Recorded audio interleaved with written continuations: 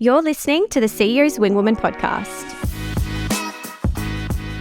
I'm Olivia Jenkins, your host and virtual coach, helping you scale your brand to cult-like status. Since 2019, I've helped over 100 clients generate in excess of $45 million in revenue. And now it's time for me to share my tips, tricks, and strategies to help you supercharge your growth. I'm here to help you step into your power to develop a bulletproof strategy and growth mindset to match. Consider me your secret weapon to scale. Let's get started. Welcome to the CEO's Wing Woman podcast, the ultimate growth mindset podcast for ambitious CEOs wanting to create cult brands. I'm your host, Olivia Jenkins, and today I am honoured to be joined by Talissa Triffitt, the CEO and founder of Made to Milk, Australia's go-to for breastfeeding mums, known for their delicious range of lactation goodies. Since recently acquiring breastfeeding activewear brand The Milk Boutique, you could say that Talissa is Australia's milk queen, given she now has 2 businesses in the breastfeeding space. Please welcome Talissa to the show. Stop it. Are you trying to seduce me? I feel like I've just been seduced. It is an absolute pleasure to be here. I'm really excited to get stuck into our chat today. I'm so excited. I just can't wait for people to know your story, know more about you. I obviously know you very well and I know your business very well, both brands really well, but I'm really wanting to take listeners back to the very beginning of your business journey. You're obviously a mum now of 3 beautiful children. And I know when you started the business, you were also at the very beginning, I assume, of your breastfeeding journey. So can you first just introduce yourself and the original brand, which is Made to Milk, and just give listeners a bit of an idea about how that all came about? How did you originally launch Made to Milk?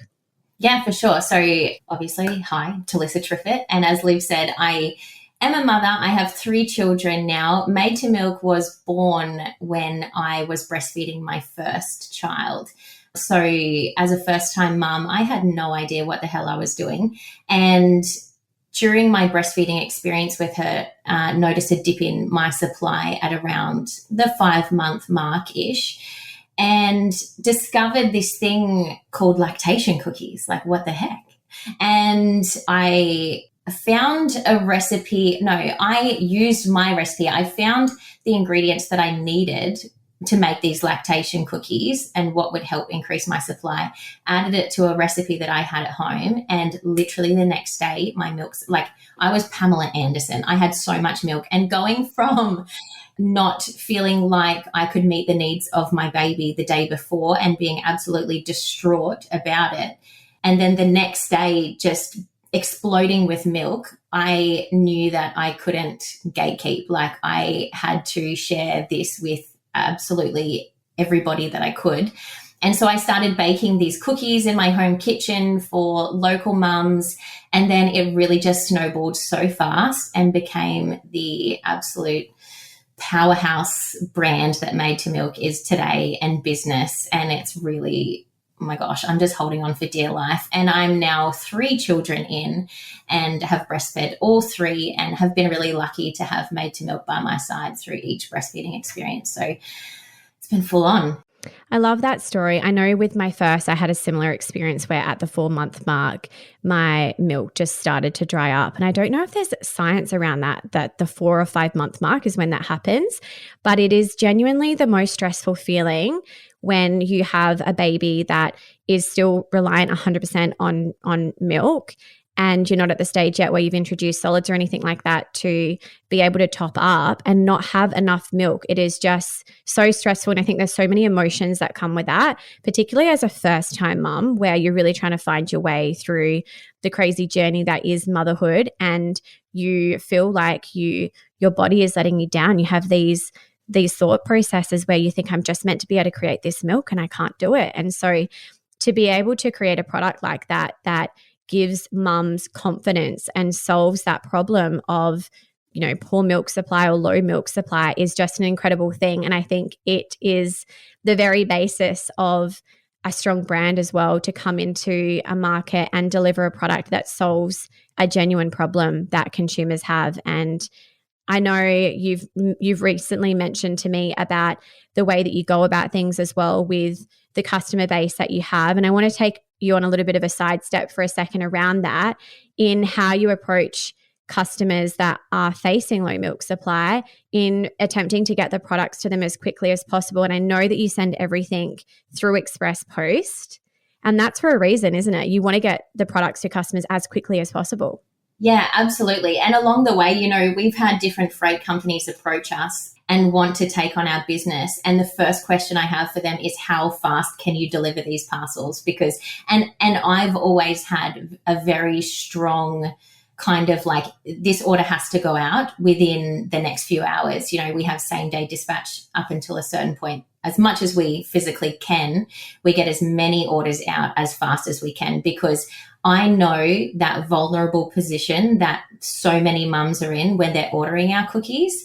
And I know that the cookies can help. And so I want to get it to them as fast as I can.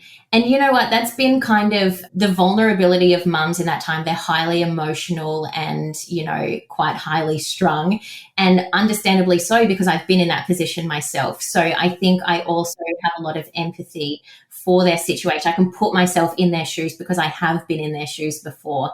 It's given me a thick skin too, because, a lot of mums come to me highly emotional and can be angry that their order hasn't gotten there fast enough. And, it's like water off a duck's back to me, because I can understand their position and understand where they're coming from, because it is such, a vulnerable position to be in.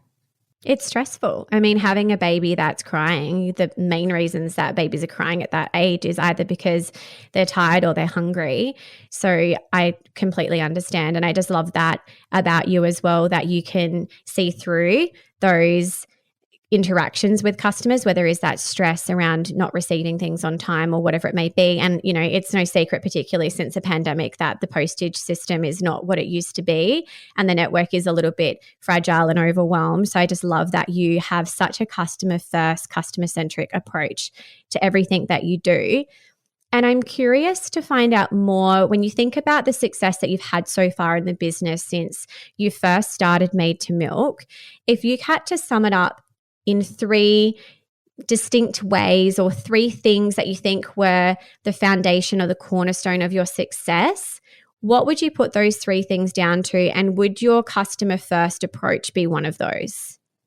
Absolutely. I think it has been a massive driver of the success of the brand, because, when a mum gets onto something that they love, they share it with their mum's group, they share it with anybody, they shout it from the rooftops. And so I think, especially in the early days, we built such a reputation that mums could have confidence and trust in our brand and in our product, that they then wanted to share it with everyone. And it wasn't that I was giving them incentives to share at all. It was off their own back, because they fell in love with the product and it worked so well for them. So I think, especially in the early days, that was a massive driver of Made to Milk becoming a household name, because one household was then spreading it with 10 other households, and then it just became bigger and bigger.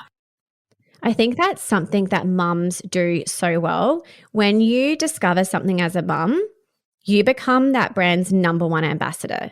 Unpaid, but the number one ambassador. And you just want to share that information. I remember Charlotte, my daughter, had laryngomalacia, as you know, in central sleep apnea. So she was on 24/7 oxygen for 14 months, her first 14 months of her life.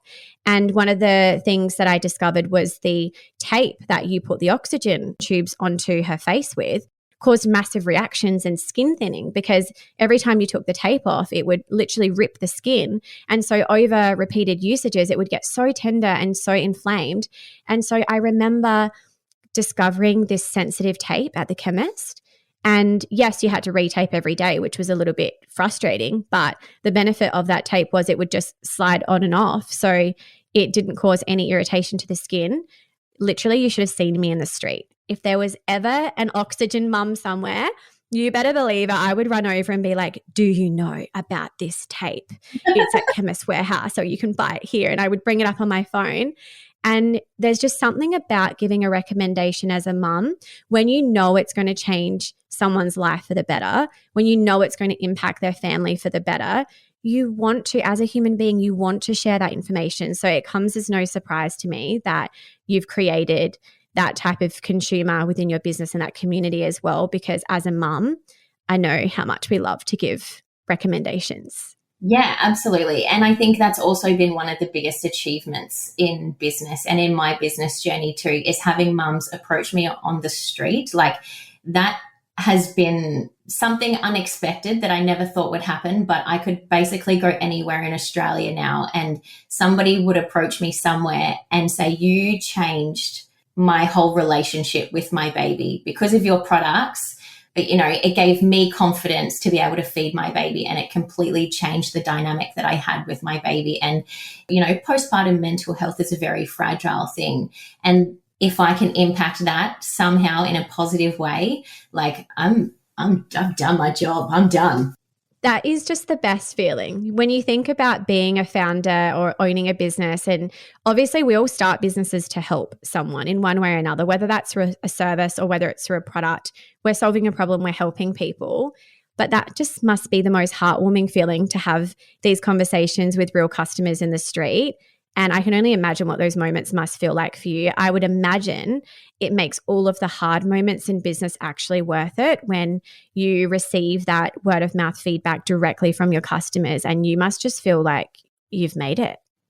Yeah, absolutely. And it gives me motivation to keep going too. You know, obviously there's a roller coaster that comes with running a business. And so on the hard days, I actually have this folder of screenshots in my phone of some of the feedback that I've received over the years, where I keep it and I pull it out and look at it on the really hard days when I'm ready just to pack it in and it's all too much. I pull out that folder and read through some of the feedback, and it goes back to my why I started the business, why I'm doing what I'm doing, why I sacrifice what I do in my personal life to be able to do what I do. I love that.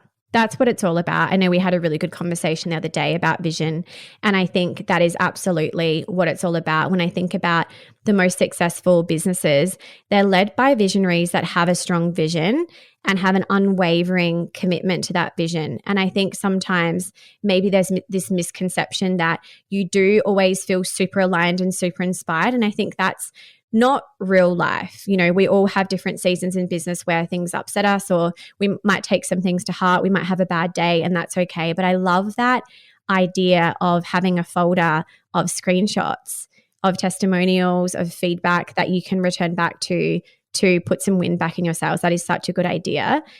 Would you say that that is number 3, the commitment to your vision no matter what?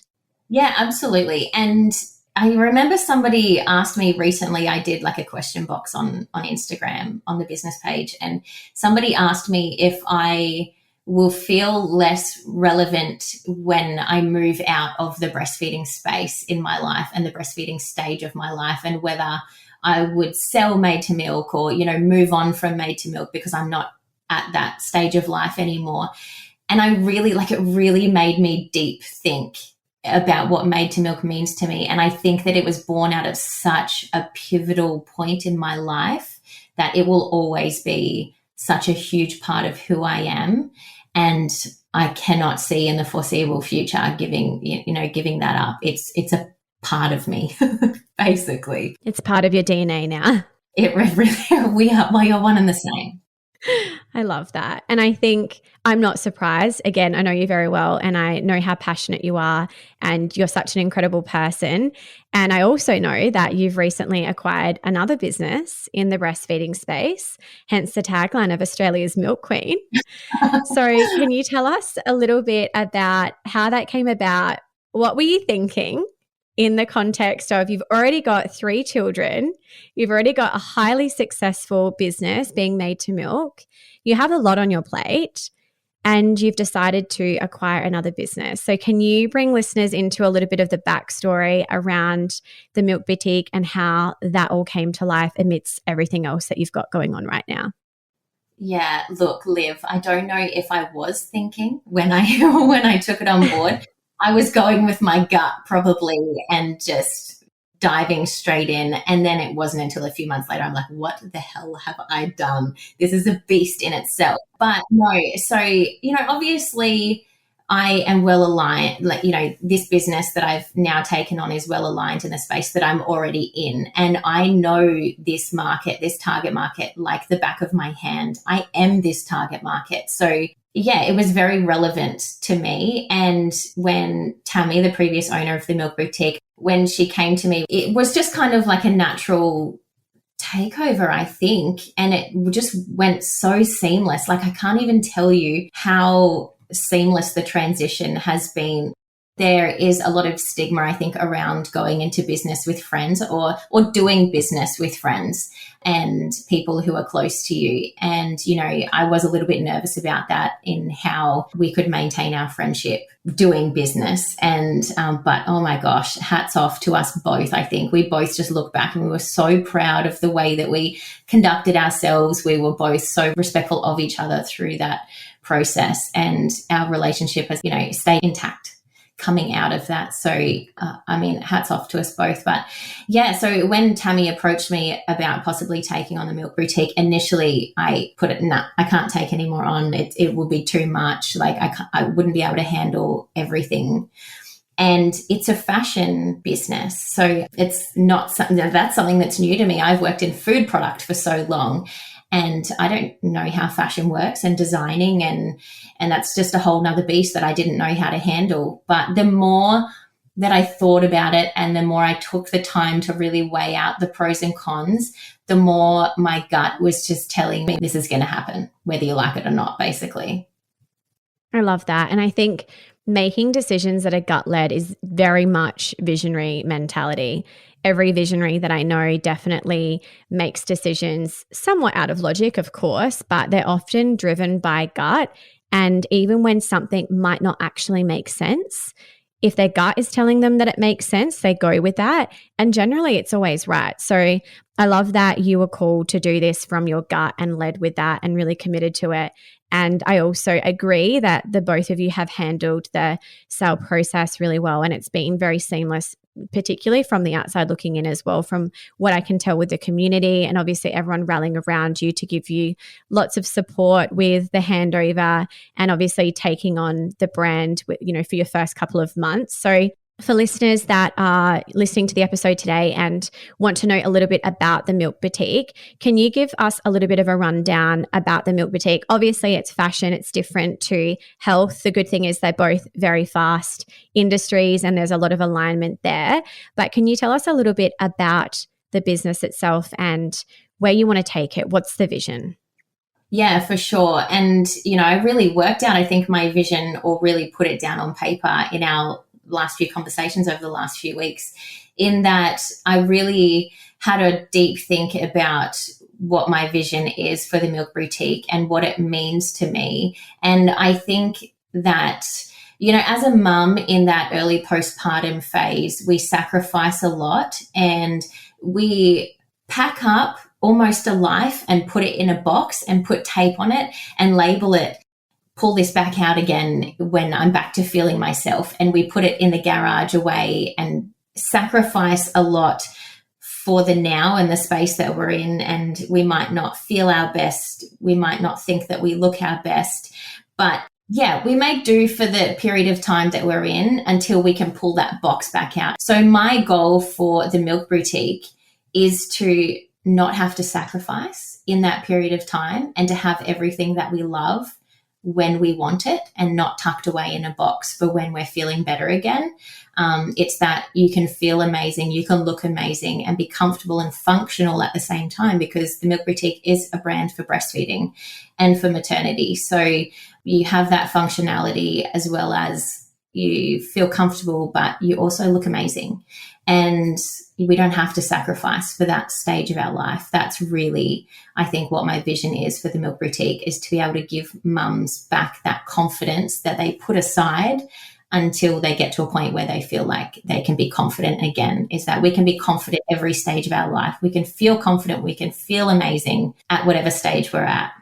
I love that. And so you can look good in the process as well, because I know even through being pregnant, when you get to the third trimester and you're feeling big, you're feeling like nothing's fitting you anymore, and you're just sort of making do with whatever you can find that fits just grab it. That's fine. That'll do me for now and I'll deal with it later. So that's definitely the view that a lot of us take when we're pregnant and then when we're breastfeeding as well, because your body's changed.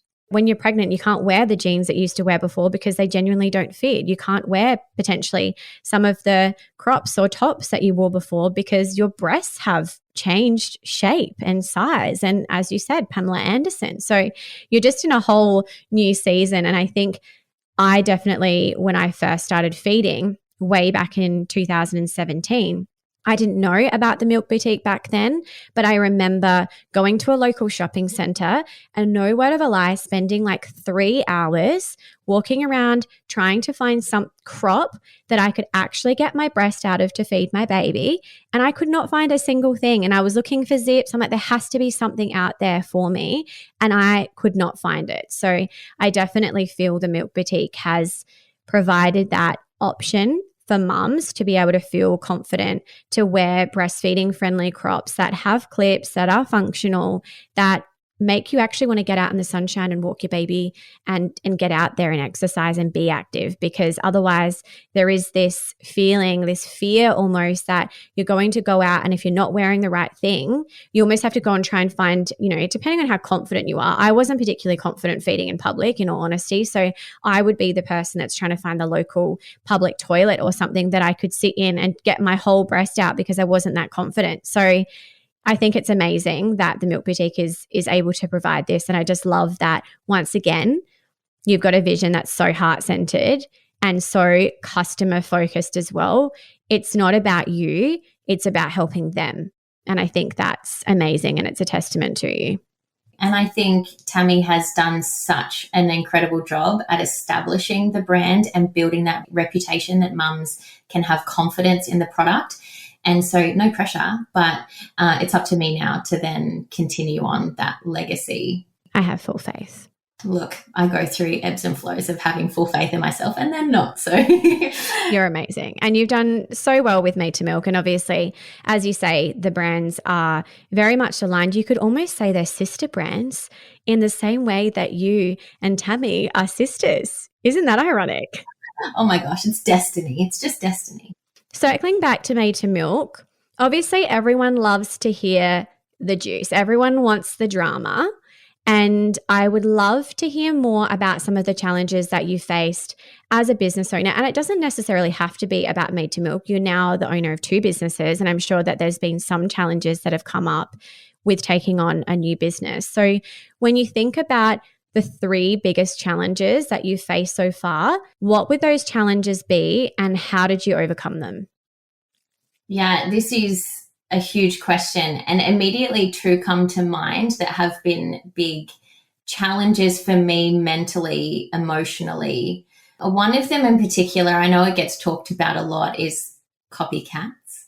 And I think I have had a lot of eyes on me from very early in starting the business. And when I first started, there weren't a lot of options for lactation products. And now there is a full spread of them. And I have found over the years that I will have this product innovation, I'll be creating this new product to the market that I'm so proud of, that I have invested everything into, that's been created from my own pain points as I'm breastfeeding. And then I will launch it into a market that hasn't seen a product of its kind before. And then 6 months later, I see another one pop up, and then another 6 months later, and there's 20 to 30 other businesses doing the same thing. And they've literally copied word for word from my packaging. And it can be very disheartening. And there was a point where I'm like, I give up, I'm just copied in every single thing that I do. And it's so hard to get out of that negative headspace when something you work so hard on is just like ripped off so easily. And it's happened time after time with product after product. I will release a product, and then 12 months later, every business and their dog has got the product. I totally get it. I myself have had a lot of instances where I've been copied, and exactly what you're saying, word for word, copywriting plagiarism, like literally just copying and pasting from my website or from my social media captions or whatever. And I think the thing about what you're saying and the thing with copycats is if other brands or other people are following what you're doing and are copying what you're doing, that means you're the leader. Because if people are following you, if you're first to market with something, that makes you the pioneer. That makes you the one that's leading the pack. So that's actually a very exciting space to be, but it's also a big responsibility, because what that does mean is that you have to continue leading the pack if you want to remain the pioneer, which means that you always have to sharpen your tools and make sure that you're the driving force behind the innovation and you're always the one that's taking things to market first. Yes. And it's taken me a long time, first of all, to get to the place where I'm not focused on what other people are doing. It's just purely for me and what I'm driving for Made to Milk. And I found this a lot with, being a consultant and working in the consulting place. It is somewhat normal for clients to look at everyone else's patch of grass. You're clearly going to look at your competitors. You're going to look at who else is in the ring with you. And that's normal. Where I think it's dangerous, though, is if it's to the point where it's actually stopping you from moving forward, or you're not moving forward with the same pace anymore because you're too busy, looking at what's going on next to you. And I think this can happen sometimes when we live in the past a little bit too much as well. We're too focused about what's happened and we're not focused enough on what's going to happen. It's a little bit like driving a car and you get distracted by the kids and you're turning around looking at what's happening. If you're looking behind you or you're looking out the side windows, it's inevitable you're going to have a crash at some point, or you're not going to stick to your course or your path.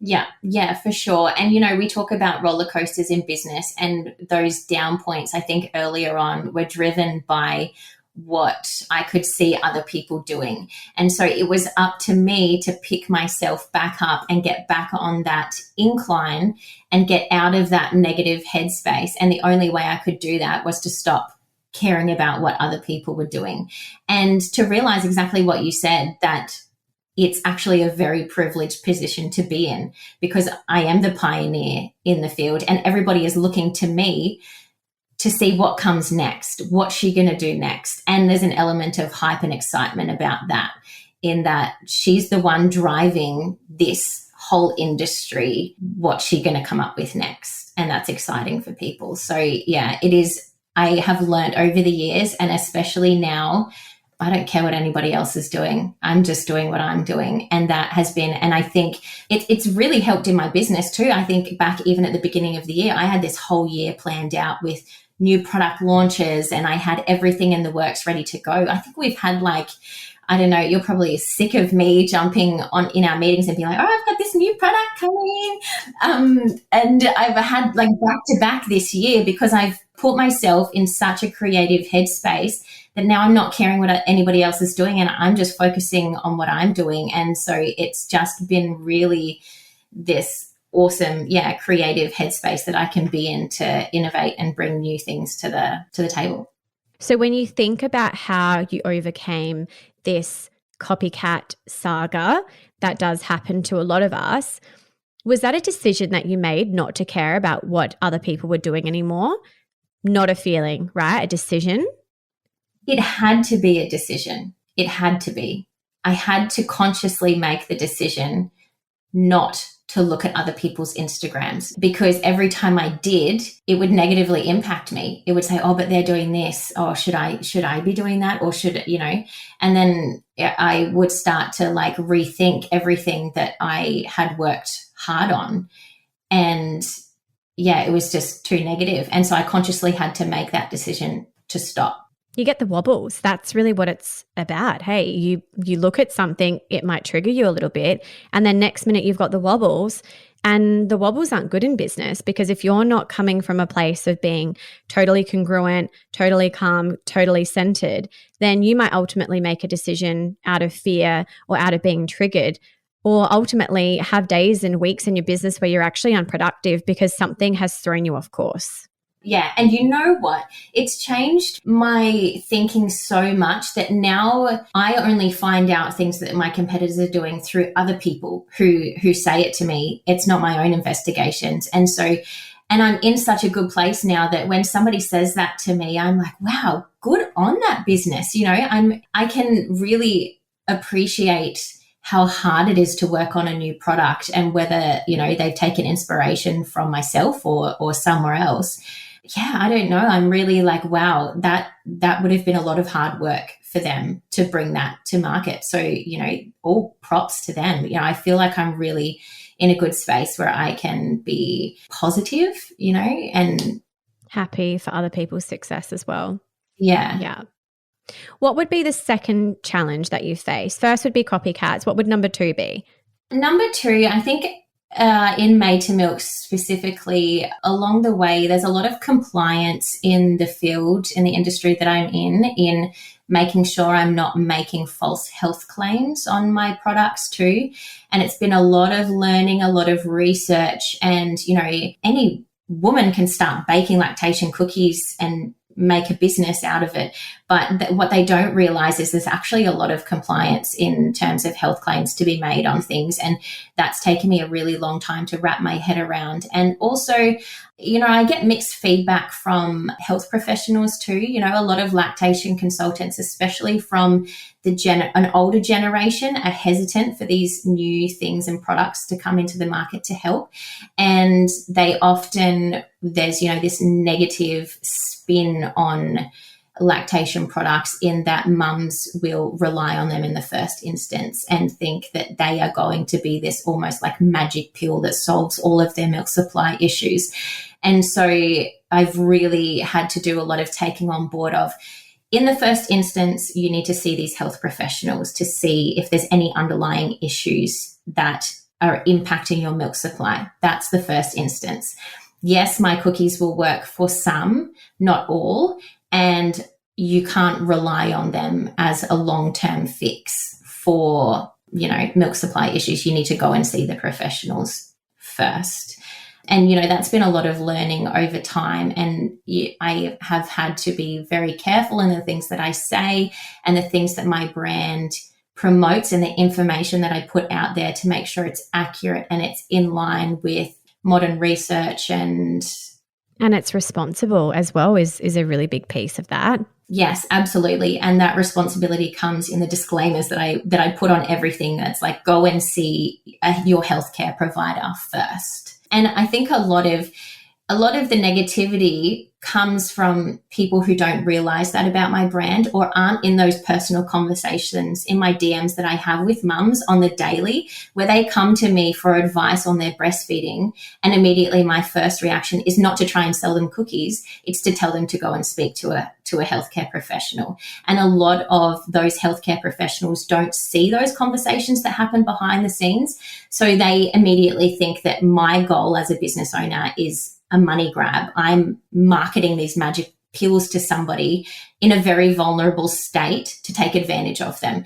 And that is something that I've had to really come to terms with over time, that people may think that about my business, but they don't know me, and they obviously haven't taken the time to have a look at how I run my business, and they don't see a lot of what happens behind the scenes in the conversations that I have with women and the responsibility that I feel that I have to be ethical, I guess.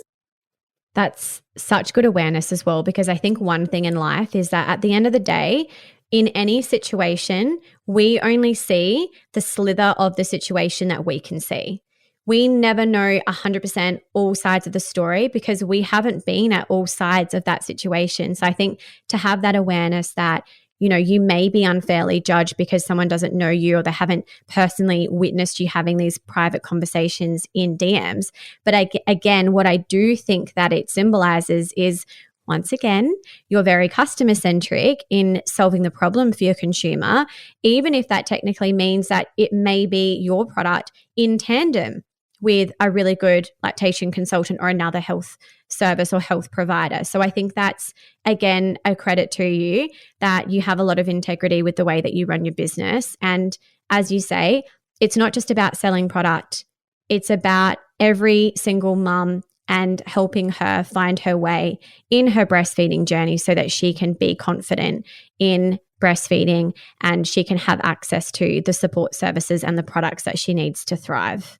Yeah, absolutely. And I have been asked so many times over the years, what's the best advice that you would give to a new mum or somebody who's expecting first time? And always my number one piece of advice is to arm yourself with as much knowledge and research as you can going into birth, and having professional support there to help you for anything that you need. That's the number one piece of advice. My number one piece of advice is not to eat a bunch of lactation cookies.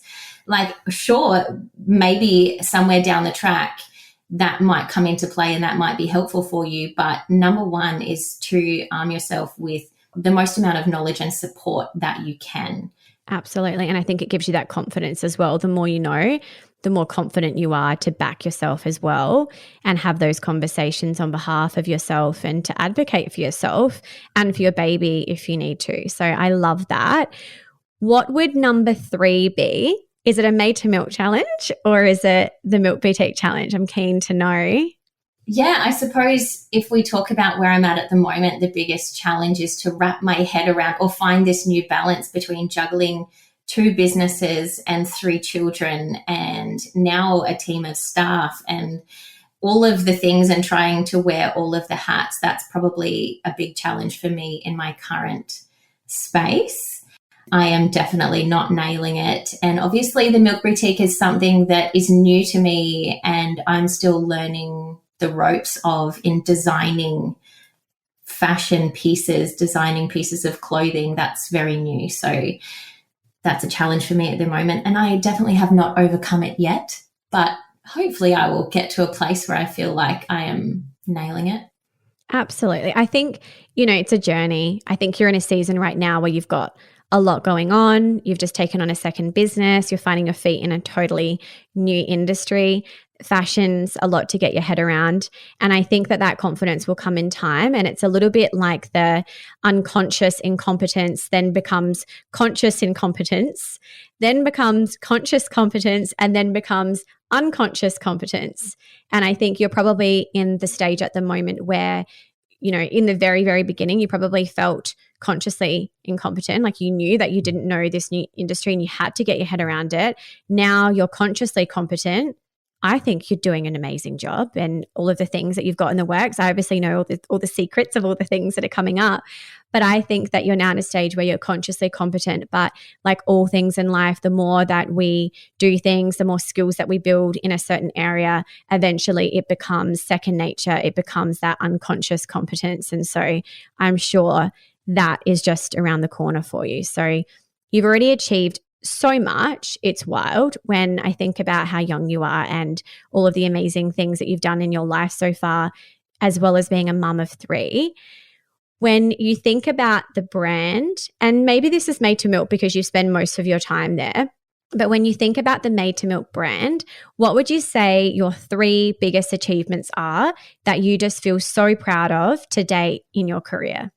I think we've already touched on a little bit in that my biggest achievements come from the way that the brand or the business has changed people's lives. And when people come back to me, whether it's in the street or daily through DMs or messages on social media platforms, that's really like a massive thing for me where I can just take a step back and be like, wow, this has had such a huge impact in these people's lives. I should be so proud that I've built that. And so, yeah, that's probably the biggest achievement for me. And, there have been accolades along the way and we've had, good press at certain times in the business, which I guess are achievements. But really the big achievements to me are the impacts that I'm making in individuals' lives like that. That's just huge for me. And it's, my number one. Do you have a favorite product launch to date? When you think about your product range and all of the amazing creations over the years, what would you say your biggest product achievement is? It's kind of 2, I think. The one that came first was the antenatal colostrum expressing kit. And because that was first to market, and that was something that I really invested so much in the innovation of. And it was born out of my own journey through expressing colostrum before my second child was born. And that had such a positive impact on my cesarean sections, and feeling like I was well equipped to go into those C-sections, and that I could have the experience that I wanted because I was prepared with things like colostrum to take with me. So that was probably a big one for me. And along with that, I think too, with the colostrum kits, I have midwives and lactation consultants come to me all the time and say, our hospital freezer is full of these pink containers. Like, what you are taking over our hospital. And yeah, that's probably a huge, I can add that probably to the achievement box too, because it's, so widespread now that midwives are telling me they have to get markers and label the lids of all these pink containers because there's so many of them that people get confused of whose is whose, which is, awesome. The second one, and probably the second product that is, I think, really one of my babies for so many reasons, is the hot chocolate. That was just a game changer. Our core product were these cookie flavors, but when we brought in the hot chocolate, it completely changed our business. We launched the hot chocolate right at the start of COVID, and it just exploded our business basically. And so through what would have otherwise been a very difficult time for us, we were having the opposite effects, and so grateful for that opportunity that it gave us. But yeah, it was just, once we launched that hot chocolate, it was like a cult product right from the get-go, and we could not keep up with production fast enough. We were having to drop, we were dropping hundreds to thousands of hot chocolates, and they would all sell out within half an hour to an hour, and we just could not keep up. And so we had to outsource the production of that quite quickly because we just couldn't physically make enough to keep up with the demand. And that was a huge game changer for our business, and our business in that financial year just skyrocketed. I think that's something that Made to Milk is known for as well, that your products are so tasty. And the hot choc, or ice choc, if you will, Dal, is such a tasty product. Yeah, for sure. And, from off the back of that, we introduced 3 other flavors in the drink space. It's been a game changer. What about you as an individual, as a leader, as a CEO in your business? What's the biggest achievement that you have within yourself? I know you're so humble and everything is always about your customers and your products, but what is it in yourself that you're proud of when you think about your journey as a business owner so far?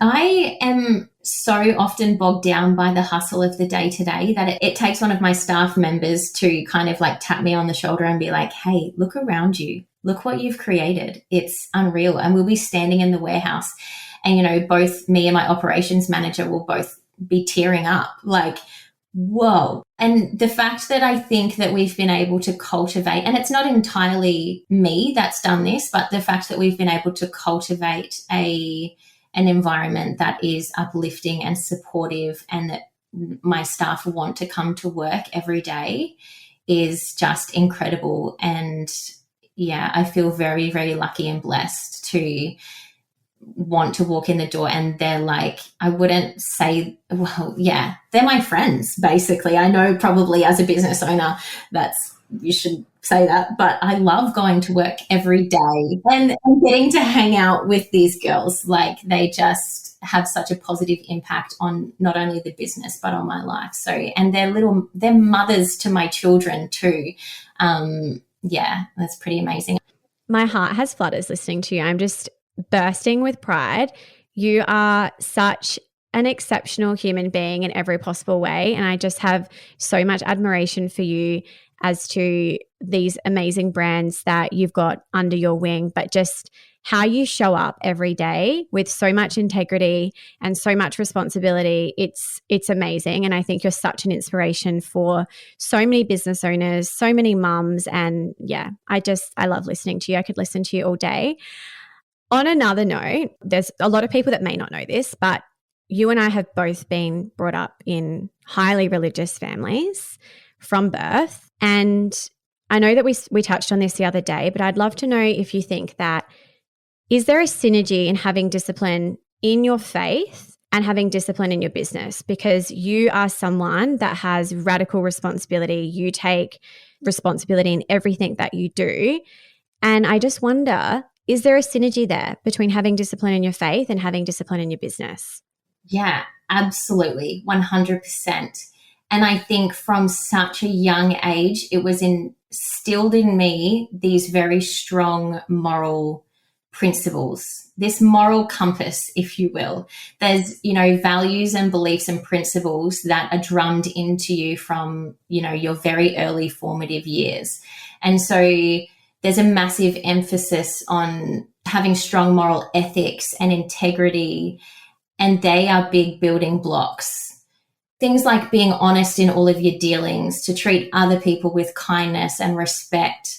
They're huge things in religion and organized religion that, were drummed into me from such an early age that it's just natural for me to have taken them on board in my business dealings as well. And I think too, organized religion as well, or just religion in general, there's a very strong work ethic, and religious teachings often put a big emphasis on the value of hard work and diligence, and just having this real commitment to achieve goals. And, along with that, there comes a constant pressure to perform, which, can be a positive and a negative, and to always be the best person that you can be, and always to be striving to be the best person that you can be. And along with that too, I think religion, there's a lot of compassion and empathy and prioritizing the well-being of others, which, it's the core of what Made to Milk is about, is prioritizing those customers and the vulnerable states that they're in. It's funny, like just what's coming to mind now is this song that we used to sing in church when I was, from 5 years old. And it's called I'll Walk With You. But it's basically talking about if there's differences in the way somebody talks or the way that they walk, the message is, I won't treat you any differently. I'll walk with you. I'll talk with you. That's how I'll show my love for you, is literally the lyrics of the song. So right from my early years, it was, no matter the differences in people, like, we've always got each other's backs. And that's probably instilled in me. A huge goal in my business is to be very mindful of the well-being of other people. And that definitely comes through. I totally agree, for the record, having been brought up in a highly religious faith as well as a child and throughout my early teens, I definitely associate a lot of the same types of synergies, whether that's integrity, treating other people with kindness and respect, also the structure. Obviously, when you're in a religious environment, there are rules, there is a way of going about things, there are responsibilities that you have to show up at a certain time on a certain day and attend a meeting or church or whatever it may be. And so I think, even if I think about my own journey, I definitely can feel the same thing, where you've got this ability to work in a structure, and applying structure in your business is one of the best skills that you can build, because when you have structure in your business, when you have systems in your business, it allows you to be able to scale sustainably and not burn out or not run out of cash or whatever it may be. So having the discipline, having the structure, having systems, and then of course being a good person in the process is definitely a lot of the key ingredients that you need to be successful in business too. Yeah, and discipline is a huge one too. I think back in my early teenage years, there was a thing called seminary in the church that I was involved in. And every morning before school, Monday to Friday, I would get up at 5:30 a.m. and there would be like a Sunday school, which was called seminary, every single morning. And the class started from like 6 a.m. or something. And so I would get up really early, and I know you're a massive fan of, morning time and having your routine in the morning. That was my routine during my teenage years. When most teenagers were having sleep-ins, I was up doing Bible study classes from 6 a.m. every morning. So there's a lot of discipline, in my upbringing too, for sure. And habits. There's so many habits that you have as well. And again, when you think about achieving your goals, a lot of the time people can get caught up on, just thinking about the goal. It's like, I need to work towards that goal. That's my goal. That's my goal. But they're not often thinking about the habits that you need to achieve the goal. You know, whether it's a weight goal that you have, whether you're on a health kick and you've got a number in mind that you want to achieve, or whatever it may be, it's about your eating habits and about your training habits, not about the number. So people can become very fixated on the goal but forget the habits. And I think that's another synergy that I've definitely noticed as well through being involved in a faith as a child. I think the other thing as well that I know about you is your independence. You are super independent, very strong-willed, both of which, those characteristics I love about you. But when you think back on your life, where do you think that has come from? Yeah, I think I, from an early age, was left to my own devices. I can say that because I feel very comfortable with you, and I can, I feel safe to open up about this kind of part of my life, in that from the age of 15 or 16, I was kicked out of the family home because I was starting to buck against those rules and things that were set for me. And so I was kind of thrown out into the big wide world very early on. And I had no real kind of parental guidance from the age of 15 or 16. I really was left to fend for myself. And so I developed this very strong independence very early on, just to feel safe, or to create a safe environment for myself. And yeah, having grown up in, obviously a highly religious household, where all the rules were set out for me and everything, my life was very controlled, to then suddenly be given free reign over everything. Definitely there were negative experience and trauma basically that came from that. But I really, from an early age, developed an independence, and I almost had to have confidence in myself because nobody else did. It's almost this notion of, if it's to be, it's up to me. Yeah. And this is such a big thing in business as well. No one's coming to rescue you. PSA, no one is coming to rescue you. And I think as business owners as well, I have seen this prop up a lot for business owners, where they're looking for the next bright, shiny object, or they're looking for the next savior. And I think to realize that the savior is you, to realize that if it's to be, it's up to me, it's up to you, and that you have the power to create the life of your dreams. You have the power to create the business of your dreams, is such an incredible realization.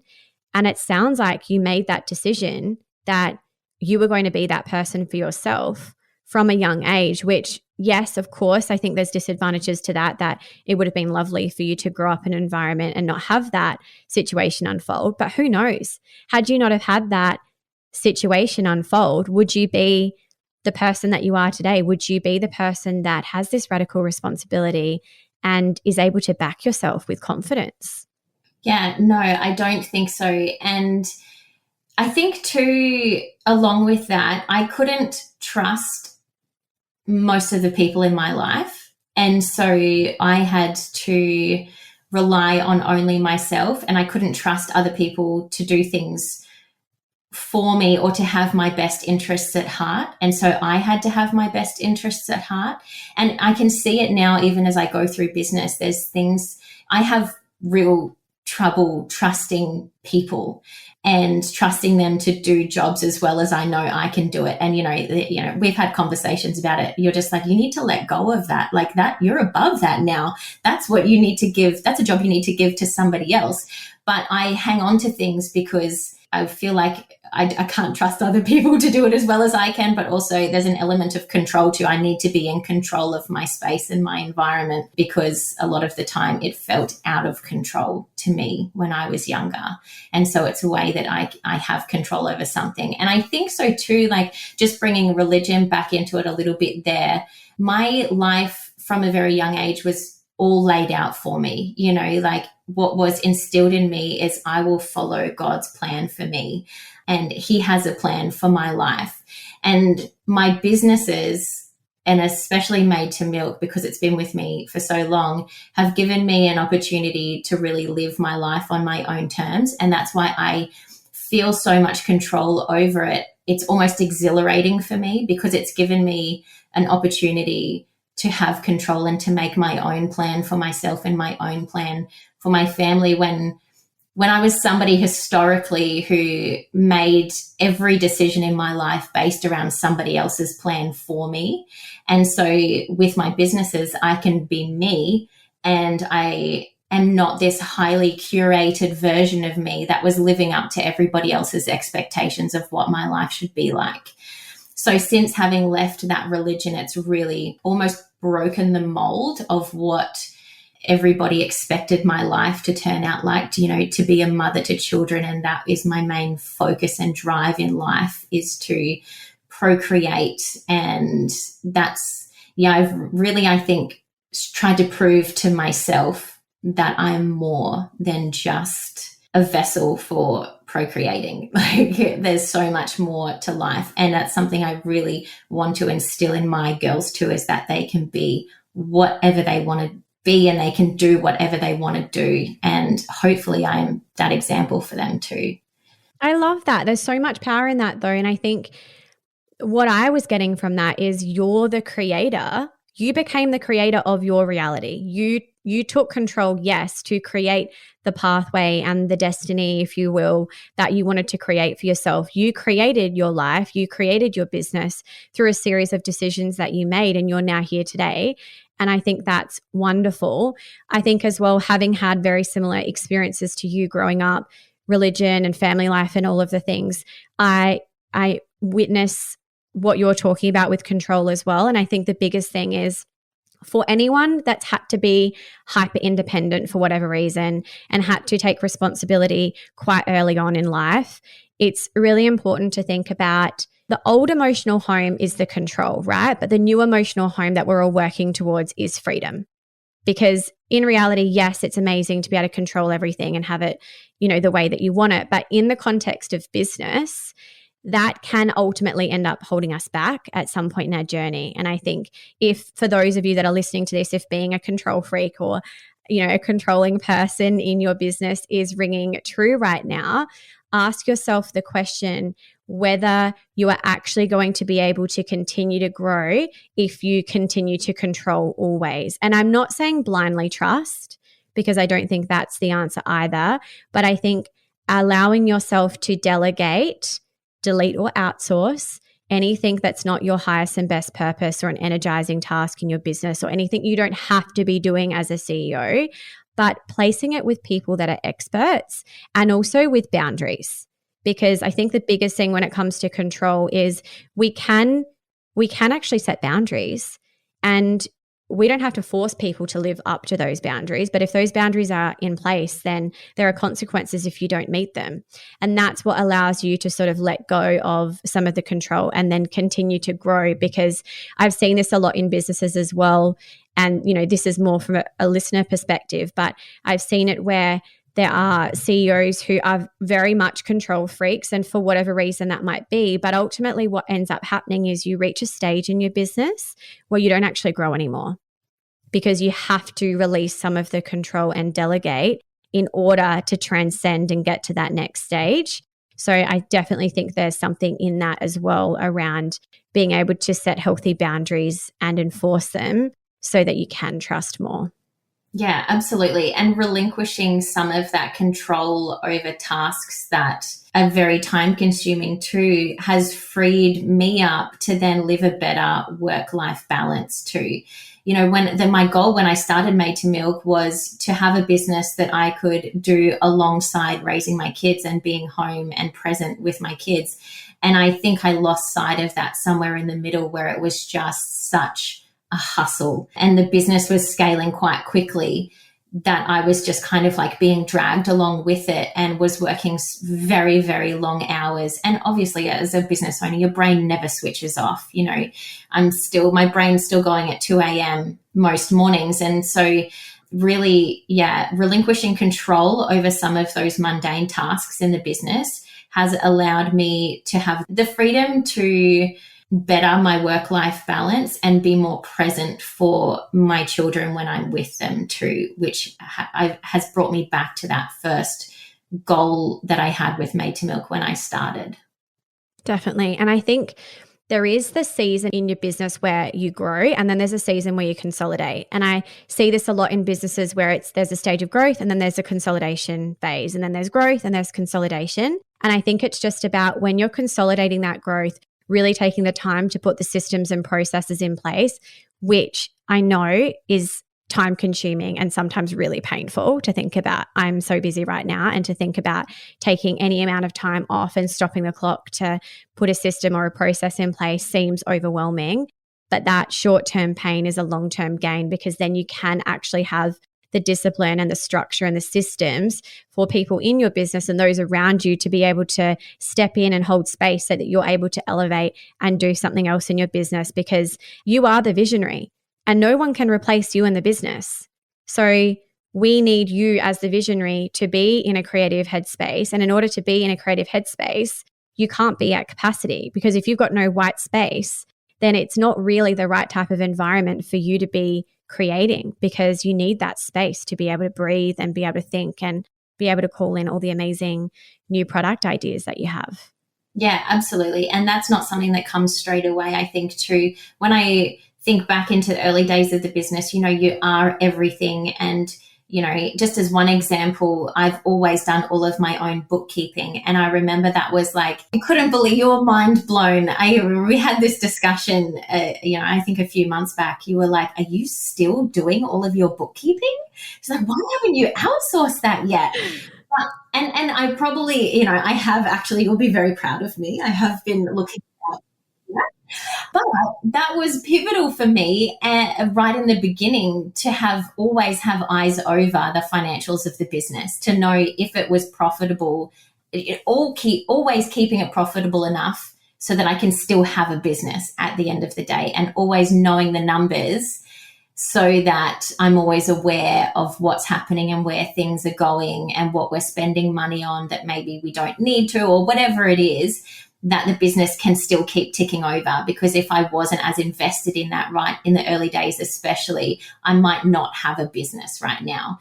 And so I think it was important to me back then. But there is, a time that comes that you can start delegating all of those tasks. And, bookkeeping is one, but social media is another one for me. I was heavily invested in the social media of Made to Milk for the last, 6 or 7 years. And that has taken its toll, and mental toll, especially over the last year or two, as social media has started to change. And there's quite a bit of negativity that comes along with it too. And so it's been a big impact on my mental health over the last year or two. And so being able to delegate some of that too, and work more on the strategy around social media rather than the actual execution of the social media. I actually love seeing, as much as I love you, I actually love seeing the girls on the social media as well, because I feel like you get to know the team a little bit more. You get to see some behind the scenes of what it might be like for you guys. So I've really enjoyed watching and learning more about your team as well. So I like seeing the different faces. And on the bookkeeping note, thank goodness, first and foremost. But secondly, I think what you were saying is very smart. And this is another thing that I see quite often as well, particularly through ad hoc work or strategy sessions or meeting with a prospective client, where the times where things go bad a lot of the time is because the business owner has outsourced blindly their accounting or their bookkeeping and never looked at the numbers. And I think that you managing the bookkeeping to have an eye over the financials in the beginning is really smart. But like you say, as time goes on and you're in a position where you can just look at a report once a month or keep an eye on your cash flow is obviously the ultimate situation and where you want to end up. But I think there's a lot of value in both of those things, both the socials and the bookkeeping. I honestly could talk to you all day. I'd really love for you to share with listeners what's next for Made to Milk and the Milk Boutique, your two babies. Is there anything exciting coming up that you're working on that you can share with us? Yeah, that's the thing. What can I share? So yeah, Made to Milk, I think, is very much going back to its roots over the next little while. And yeah, I think that's all I can say about that for now. Very mysterious. And the Milk Boutique, oh my gosh, I don't even know where to start. I have so much coming, my real spin on the Milk Boutique, taking what Tammy's left and putting my stamp on it now and where that will take us. We have had discussions ourselves about, my vision and what I want the Milk Boutique to be. So it's now implementing that driving it with my flair, I guess. I can't wait. The patterns are to die, honestly. I can't wait. It's very us. It's very you and me, isn't it? I'm like, every time a new sample comes, I'm like, Liv, look at this. Isn't it amazing? And I am the clap emoji. So excited. Can't wait. Thank you so much. Honestly, you are just one of the most incredible people that I know. You are such an amazing business owner. You're an incredible mum. You have so much wisdom to share with the world. And it's been an honor for me to be able to have you on the show today, to be able to share your story, all of your amazing achievements, all of the challenges and how you've overcome them. And I just feel so happy to be able to record this with you today. So thank you for being vulnerable and thank you for sharing your message. Well, thank you for giving me the safe place to feel like I can be vulnerable. I think that is, you should be proud of that, in that people can feel safe in this environment to chat about things that are very dear to them. So thank you for giving me that opportunity to. It's been my absolute pleasure. Thank you. I'm so excited for this to go live and I hope you guys have loved today's episode. Thank you so much for tuning into today's episode.